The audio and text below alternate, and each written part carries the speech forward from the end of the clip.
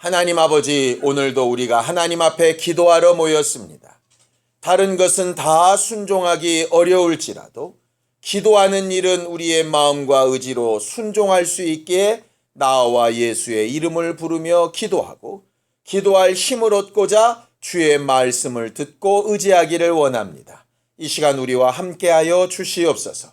믿음으로 언금한 손길들 위에 복을 주셔서 저들이 주를 위하여 한 일을 기억하사 하나님께서 저들에게 약속하신 대로 갚으시며 온전케 하여 주시며 영과 혼과 육체와 가정과 환경과 형편과 저들을 만나는 사람들에게 생명의 증거를 나타내게 하여 주시옵소서. 예수님의 이름으로 기도하였습니다. 아멘. 하나님의 말씀은 마태복음 9장 1절에서 8절까지 말씀을 함께 같이 합독하겠습니다. 마태복음 9장 1절에서 8절까지 함께 합독하겠습니다. 함께 읽습니다. 시작. 예수께서 배에 오르사 건너가 본 동네에 이르시니 침상에 누운 중풍병자를 사람들이 데리고 오거늘 예수께서 그들의 믿음을 보시고 중풍병자에게 이르시되 작은 자야 안심하라 내 죄사함을 받았느니라. 어떤 서기관들이 속으로 이르되 이 사람이 신성을 모독하도다. 예수께서 그 생각을 아시고 이르시되 너희가 어찌하여 마음에 악한 생각을 하느냐. 내 죄사함을 받았느니라 하는 말과 일어나 걸어나라 하는 말 중에 어느 것이 쉽겠느냐. 그러나 인자가 세상에서 죄를 사하는 권능이 있는 줄을 너희로 알게 하려 하노라 하시고 중풍병자에게 말씀하시되 일어나 내 침상을 가지고 집으로 가라 하시니 그가 일어나 집으로 돌아가거늘 무리가 보고 두려워하며 이런 권능을 사람에게 주신 하나님께 영광을 돌리니라. 아멘. 하나님은 우리와 함께 하기를 원하시는 하나님이십니다. 마태복음 1장 23절에도 이렇게 말하죠. 보라 처녀가 잉태하여 아들을 낳을 것이요 그 이름을 임마누엘이라 하리라. 이를 번역한즉 하나님이 저희와 함께 계시다 하는 것이죠. 에덴 동산을 구별하여 영적 존재를 두신 이유도 하나님이 함께 하기 위함이셨고 노아를 구별하여 방주에 그 가족들을 넣으신 이유도 함께 하기 위함이셨죠. 아브라함을 구별하신 이유도 다윗을 구별하신 이유도 예수를 보내셔서 그의 제자들을 부르신 이유도 단 하나였습니다. 하나님과 함께하는 일을 위해서. 하나님이 기뻐하시는 것이 뭔가를 보면 하나님은 함께하기를 기뻐하세요. 하나님과도 함께하기를 기뻐하시지만 하나님을 아는 사람들도 함께하기를 원하십니다. 그래서 분명히 기도하려면 골방에 들어가서 혼자 하나님과 은밀한 중에 만나라 이렇게 얘기하셨던 그 예수가 똑같은 입술로 이렇게 말씀하시죠. 마태복음 18장 19절 20절입니다. 마태복음 18장 19절 20절 함께 읽겠습니다. 마태복음 18장 19절 20절입니다. 함께 읽습니다. 시작. 진실로 다시 너희에게 이르노니 너희 중에 두 사람이 땅에서 합심하여 무엇이든지 구하면 하늘에 계신 내 아버지께서 그들을 위하여 이루게 하시리라. 두세 사람이 내 이름으로 모인 곳에는 나도 그들 중에 있느니라 그러셨죠. 오늘 이 저녁에 우리가 이렇게 함께 모여서 기도하려고 하는 이유는 이 말씀 때문입니다. 합심하여 기도하는 것 필요하겠죠. 제각각 소원이 다르고 상황이 달라도 한 말씀을 듣는 이유는 마음을 같이하여 함께 기도할 때 응답하겠다. 그렇게 두세 사람이 모여 있을 때 나도 너희 중에 함께 있겠다 하시기 때문입니다. 오늘 저녁에 기도하는 이 시간에 하나님께서 우리와 함께 하시고 우리의 기도를 들으시고 응답하시는 증거와 역사가 나타나게 되기를 예수님의 이름으로 축원합니다. 문제는 예수께서 응답하실 때 오늘 먼저 보시는 것들이 있다라고 하는 거예요. 성경 본문으로 돌아가 보겠습니다. 마태복음 9장 1절입니다. 함께 합독하겠습니다. 시작. 예수께서 배에 오르사 건너가 본 동네에 이르셨다 그랬습니다. 우리가 지난주에 봤지만 가다라 지방에 가셔서 무덤 사이에 있었던 귀신 들린 자들을 고치셨죠. 그리고 나서 그 사람들의 소원대로, 그 사람들의 간구대로 그곳을 떠나십니다. 배를 타고 본래 동네 나사로스로 돌아오셨을 때에 그때 이제 사건이 일어납니다. 마태는 이것을 대충 기록하고 있어요.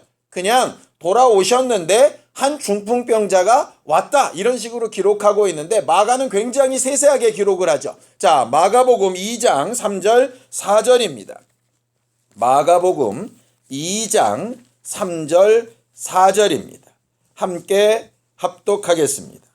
마가복음 2장 3절 4절 함께 읽습니다. 시작. 사람들이 한 중풍병자를 네 사람에게 메워가지고 예수께로 올세 무리들 때문에 예수께 데려갈 수 없으므로 그 계신 곳에 지붕을 뜯어 구멍을 내고 중풍병자가 누운 상을 달아내렸다 이렇게 되어져 있습니다. 우리가 흔히 알고 있죠.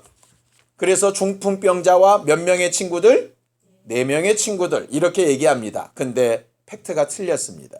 거기 뭐라고 되어 있습니까? 사람들이 그 중풍병자를 4사람에게 메워 이랬습니다. 그러니까는 4명의 친구만 있는 게 아니죠. 그 외에도 다른 사람들이 많이 있었죠. 그러니까 이 중풍병자가 누군지는 모르겠는데 상당히 많은 사람들의 사랑을 받은 거예요. 중풍병자는 능력이 없어요. 예수 앞에 나올 능력도 없고 예수께 나와 소리칠 능력도 없고 그에게 나와서 간구할 수 있는 능력도 없어요. 그런데 누가? 사람들이, 그를 사랑하는 사람들이, 가족이었는지 형제였는지 친구였는지 잘 모르겠습니다. 지금 여기도 기도하러 오셔야 되는데 어떤 상황이 됐든 어떤 형편이 됐든 믿음의 문제가 됐든 모든 이들이 있겠죠. 그러니까 결국 우리가 와서 기도할 때 4사람의 친구 중에 한 명이든가 아니면 이름이 기록되지 않은 그냥 그 여러 사람들 중에 한 명이든가 어쨌든 그들의 하나님 앞에 나온 모습, 간구하는 모습이 있었다라는 거예요.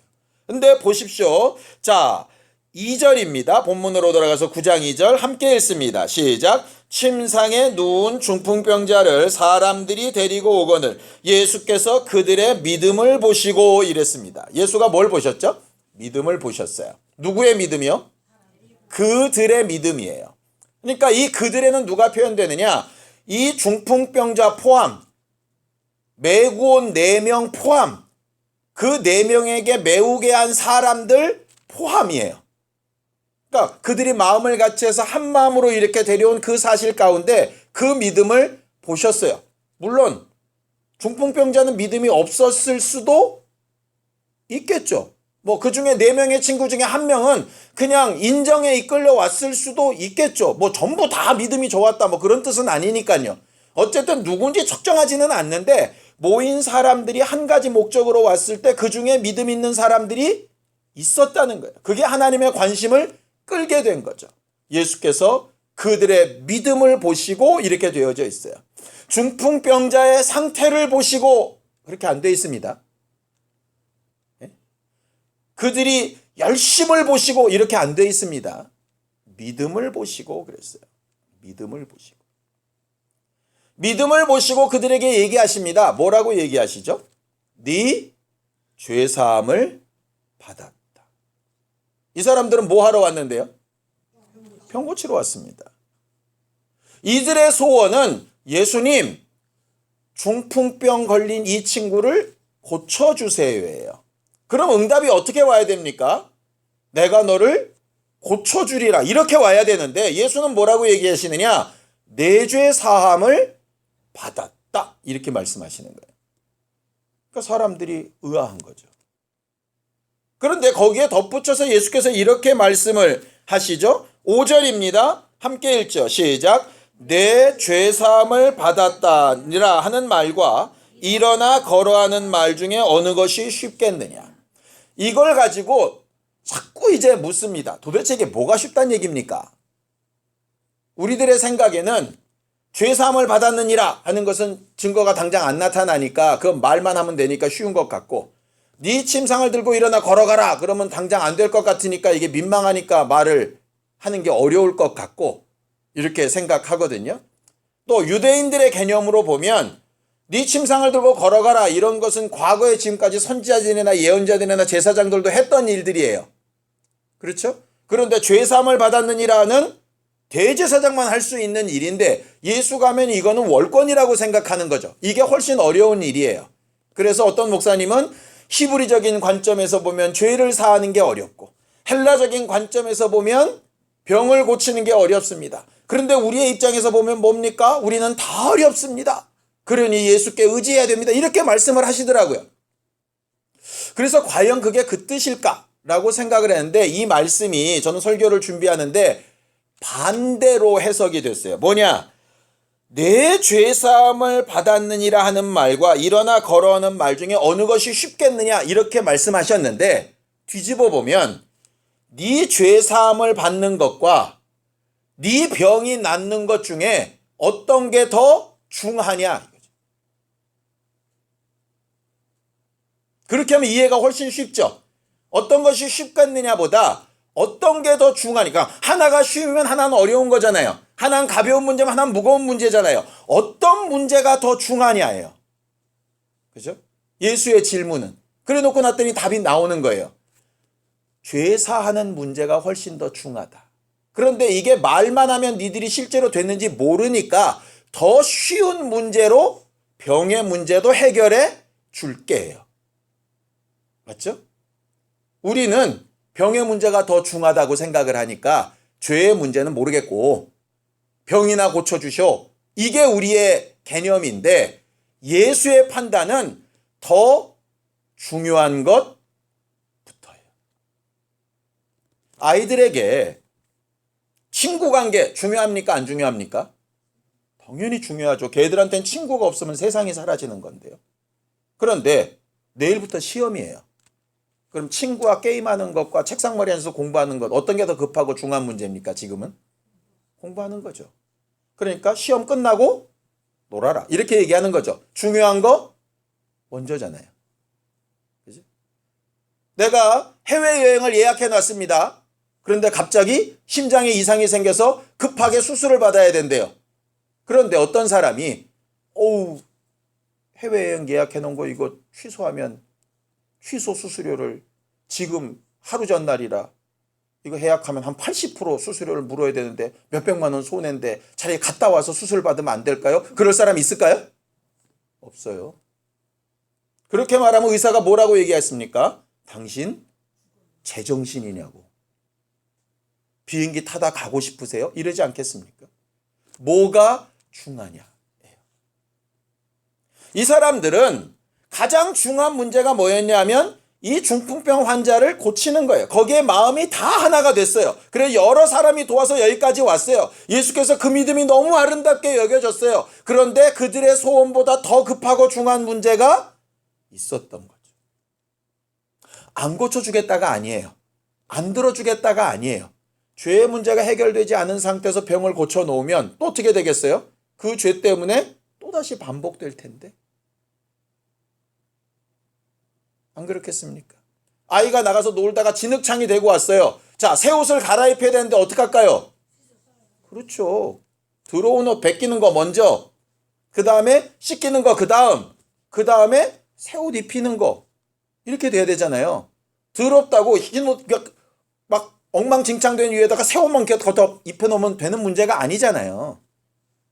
근데 우리는 기도할 때 그 부분을 찾고 간과하거든요.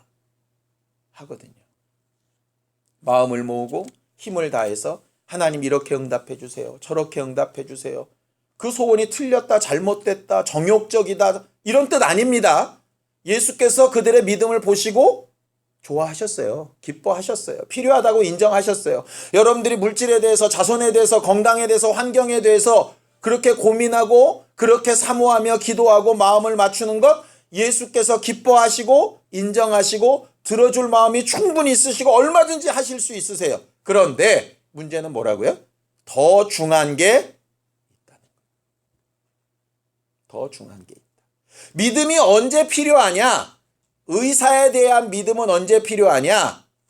의사의 그 말을 듣고 해외여행을 취소할 때 의사의 말을 믿는 믿음이죠. 그죠? 이게 아까워서 이 의사 돌팔이야. 딴 의사 가야 돼. 이렇게 하면 그걸 믿지 않는 거잖아요. 그죠? 그래서 믿음은 결과적으로 더 중요한 것을 그의 말에 의지해서 선택하는 거죠.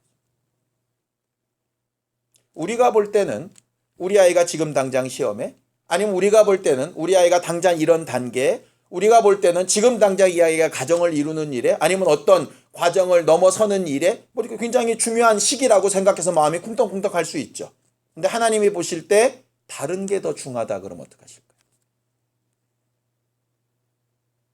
우리는 그렇게 하거든요. 그럴 수도 있으나 하나님 이것부터 먼저 해주시고 나중에 이게 끝난 다음에 제가 잘 가르칠 터이니, 그래가지고 지금까지 와서 잘 안 된 게 수두룩백백하지 않습니까? 하나님이 한두 번 속으셨어요, 우리한테.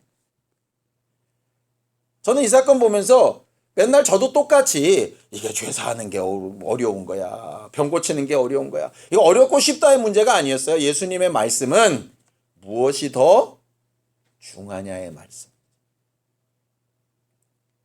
결과적으로 사람들은 이해가 잘 안 됐어요.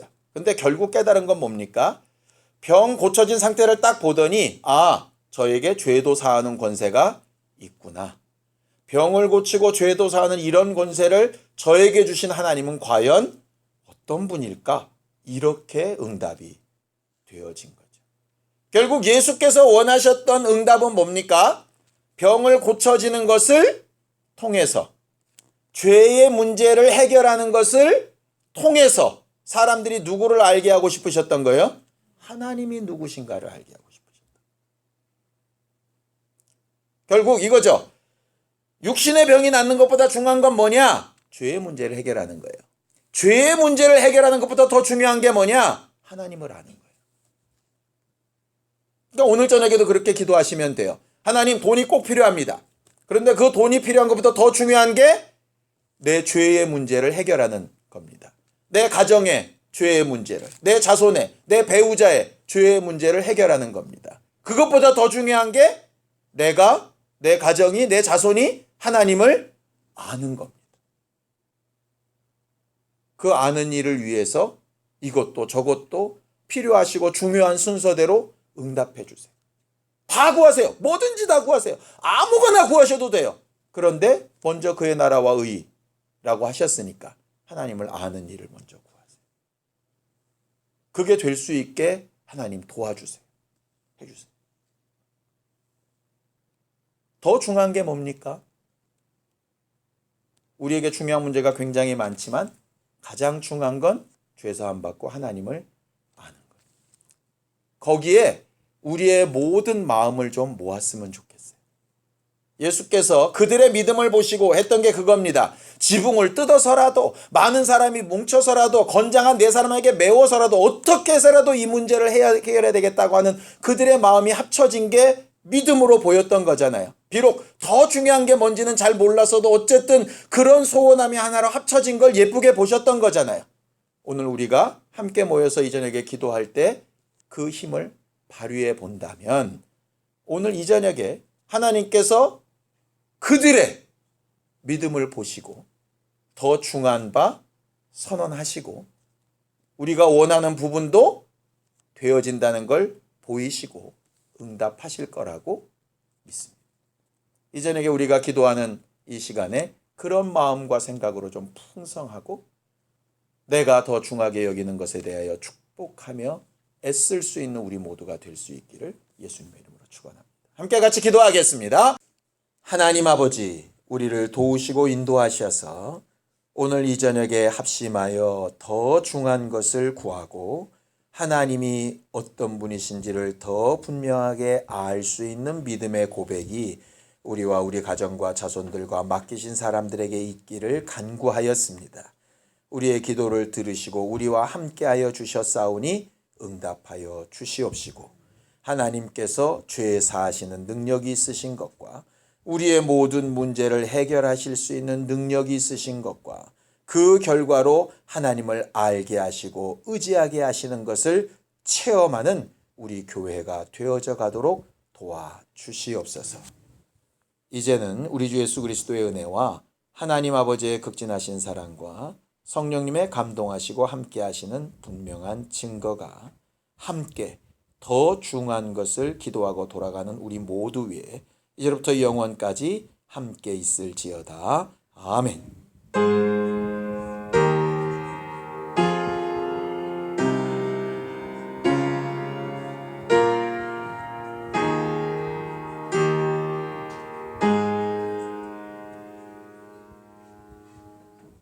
우리 기도 들으신 하나님 앞에 감사한다 끝내겠습니다. 수고하셨습니다. 감사합니다.